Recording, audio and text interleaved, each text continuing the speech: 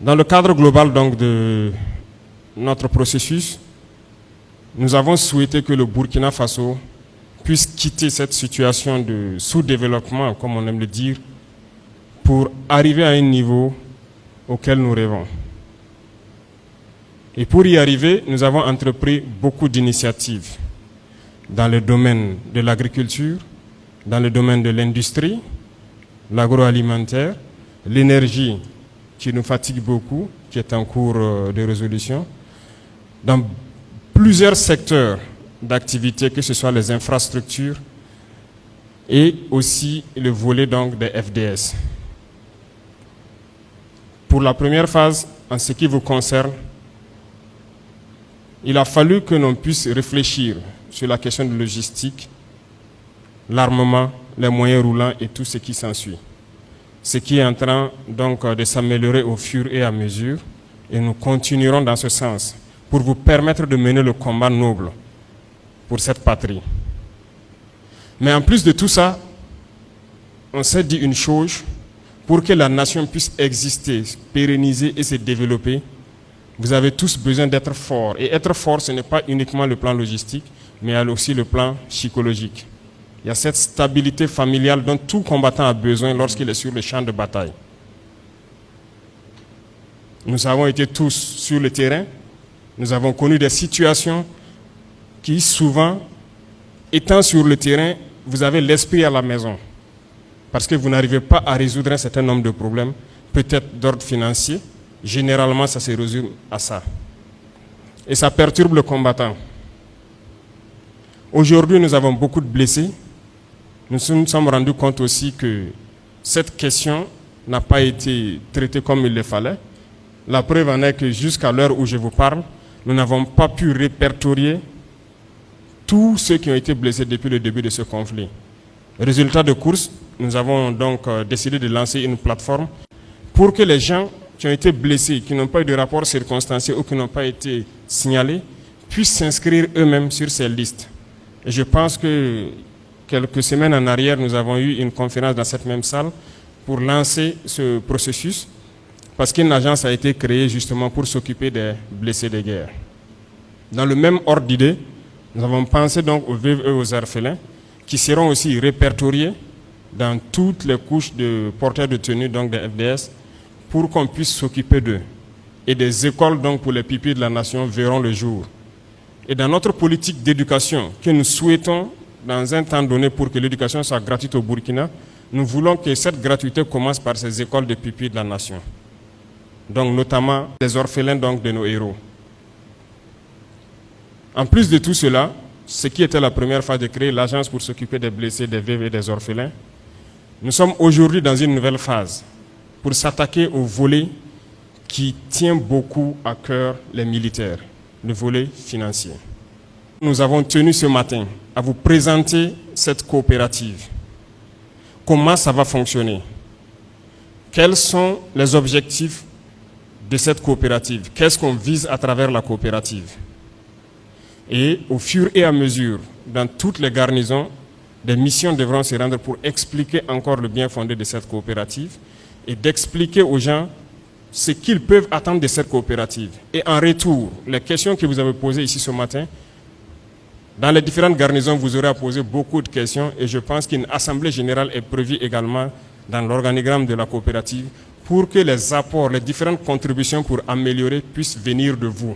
Nous voulons que vous puissiez épargner à un taux beaucoup plus élevé et avoir des épargnes assez spécifiques, chacun en fonction de ce qu'il voudra et les produits qui seront proposés.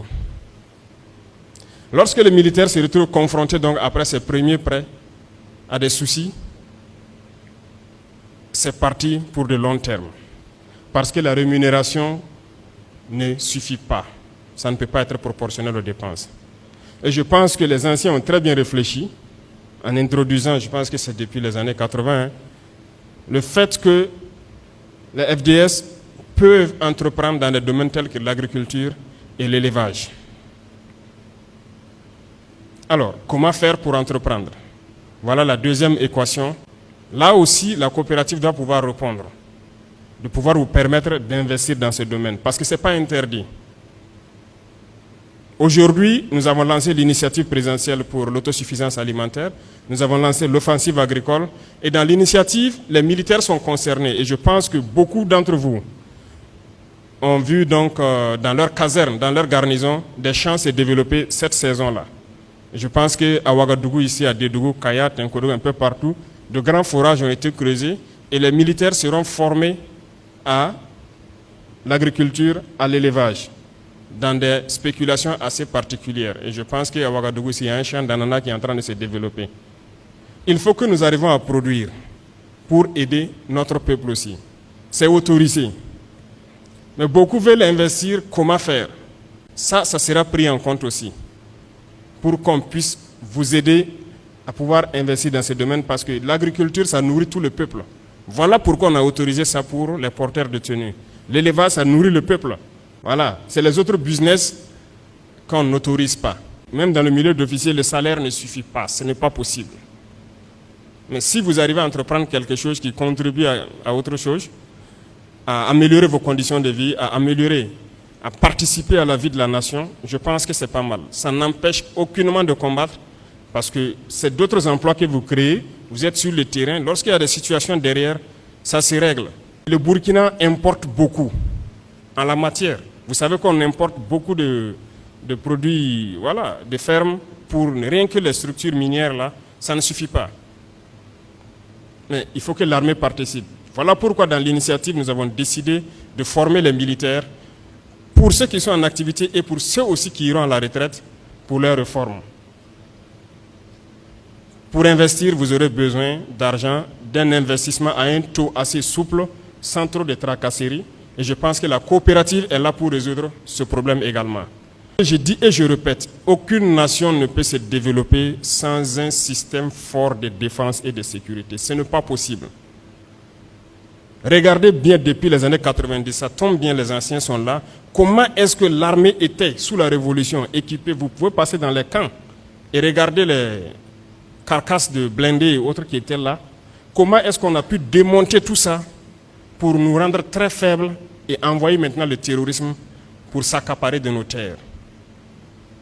Comprenez ça, pour se développer, il faut une armée forte, il faut un système de sécurité fort. Et pour avoir ce système, ce n'est pas que la logistique, on a besoin d'être stable dans la tête. Et pour être stable dans la tête, il faut revoir la condition de vie donc des vaillants combattants que vous êtes. Nous sommes donc engagés sur ce processus-là pour que les conditions de vie des FDS puissent s'améliorer. Nous serons en tout cas fiers de pouvoir améliorer les conditions de vie et de travail de vous-même et de vos familles. Voilà pourquoi encore cette coopérative a été pensée, réfléchie. Et en plus de la coopérative, il y aura une phase encore qui concerne l'économie des armées. Parce que les civils aussi encouragent cela. Ils veulent vous voir en forme, ils veulent vous voir libérés dans la tête pour pouvoir les défendre. Sinon, ils ne cotiseraient pas pour qu'on puisse vous équiper. Hein. Nous voulons que chacun comprenne la portée de la coopérative, adhère, puisse expliquer ça à ses camarades et qu'on puisse développer rapidement ça pour que nous puissions faire changer carrément, drastiquement les choses en un laps de temps. L'usine que nous avons lancée dernièrement à Bobo, c'est dans ce même ordre d'idée. Lorsque nous voyons des FDS qui se promènent avec des tenues délavées, ça fait mal. Et nous avons évalué ce que nous dépensons chaque année. Police nationale ou municipale, GSP, gendarmerie, douane, armée. Ce que nous dépensons dans l'achat des tenues, c'est énorme. C'est des milliards et c'est de l'emploi qu'on donne à l'extérieur. Donc nous avons décidé de mettre l'usine sur place pour produire pour tout ce qui est tenu, pour vous voir bien habillés. Donc la Comipec, c'est une étape, d'autres étapes viendront au fur et à mesure. Tout le monde est impliqué, le ministre des Finances en première ligne, pour que nous puissions créer quelque chose, un outil performant, sur lequel nous aurons un regard qui doit permettre à nos différentes forces de défense et les forces de sécurité de vivre dignement et de mener le combat pour la liberté de notre patrie. C'est l'essence même de la création de cette coopérative.